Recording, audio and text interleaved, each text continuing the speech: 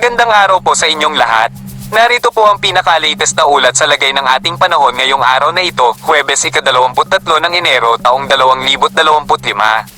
Batay sa mga satellite images, ang mga sumusunod na kondisyon ng panahon ang inaasahan sa iba't ibang bahagi ng bansa. Luzon. Amihan. Ang hanging amihan ay magdudulot ng light to moderate rain sa mga lugar ng Cagayan Valley, Aurora, at Quezon. Nalalabing bahagi ng Luzon, inaasahang magiging maaliwalas ang panahon sa nalalabing bahagi ng Luzon. Visayas, shear line. Ang shear line ay magdudulot pa rin ng maulap na kalangitan at biglaang pag-ulan sa Bicol Region at Eastern Visayas. Mindanao, easterlies. Ang easterlies ay magdudulot ng maulap na panahon sa Mindanao. Pinag-iingat po natin ang lahat dahil sa inaasahang pag-ulan sa ilang bahagi ng bansa. Maging handa sa posibleng pagbaha at landslide. Ang low pressure area na ating binabantayan ay papalayo na sa ating bansa at hindi na inaasahang magdudulot ng direktang epekto. Ipagpatuloy po natin ang pag-iingat at manatiling updated sa mga susunod na ulat ng panahon. Dumako naman tayo sa ating partner para sa mga karagdagang impormasyon sa loob ng ating bansa.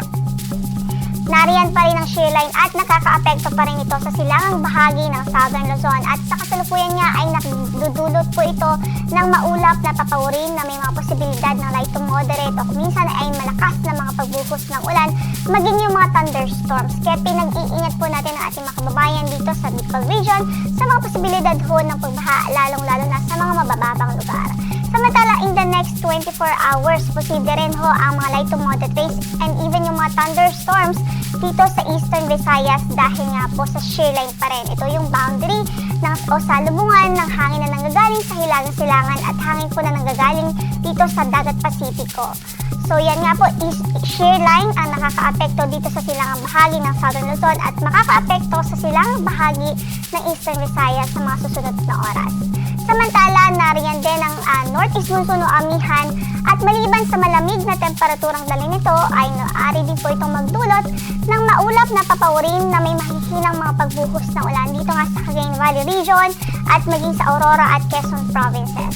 Samantala sa kanlurang bahagi ng Luzon, partikular dito sa Ilocos Region, natitirang bahagi ng Central Luzon dito sa Metro Manila at maging dito po sa Calabarzon, sa Marinduque, Romblon, maging sa Occidental at Oriental Mindoro ay posible po makaranas ng bahagyang maulap hanggang sa maulap na papawirin at tsansa lamang ng mga isolated o mga pulo-pulong mahihinang mga pagulan dahil sa amihan.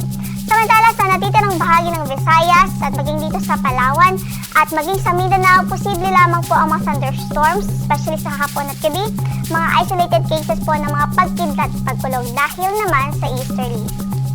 Dumako naman tayo sa ating temperatura dito po sa Metro Manila from 23 to 30 degrees Celsius ang inaasahang magiging agwat. Sa Baguio naman ay mula sa 14 hanggang sa 23 degrees Celsius, habang sa Tuguegarao ay 21 to 29 degrees Celsius, sa Lawag ay mula 22 hanggang sa 31 degrees Celsius, at sa Legazpi City ay mula sa 24 hanggang sa 30 degrees Celsius.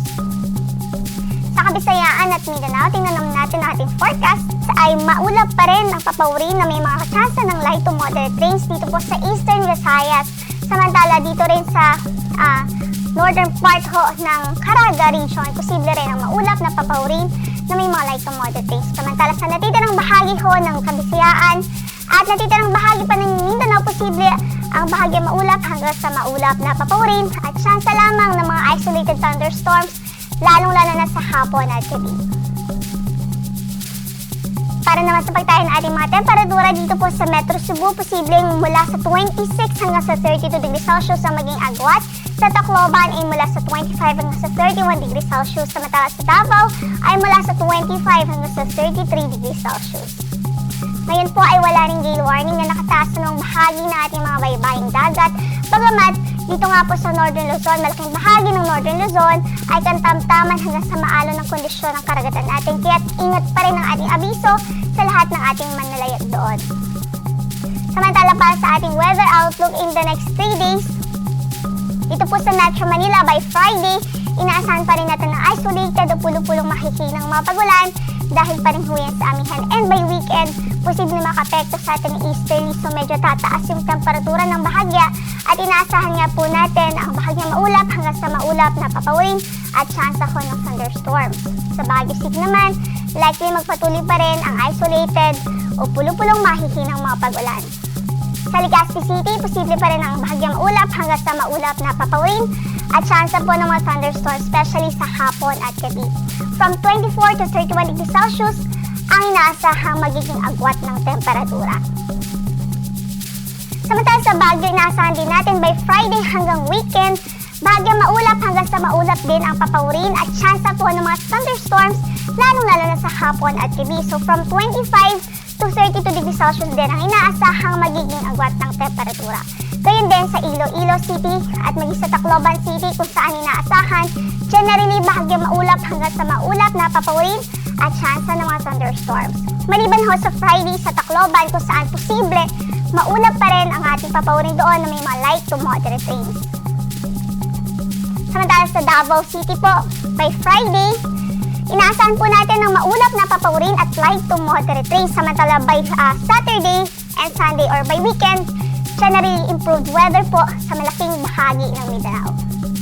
Sisikat ang araw sa ganap na alas 6:25 ng umaga.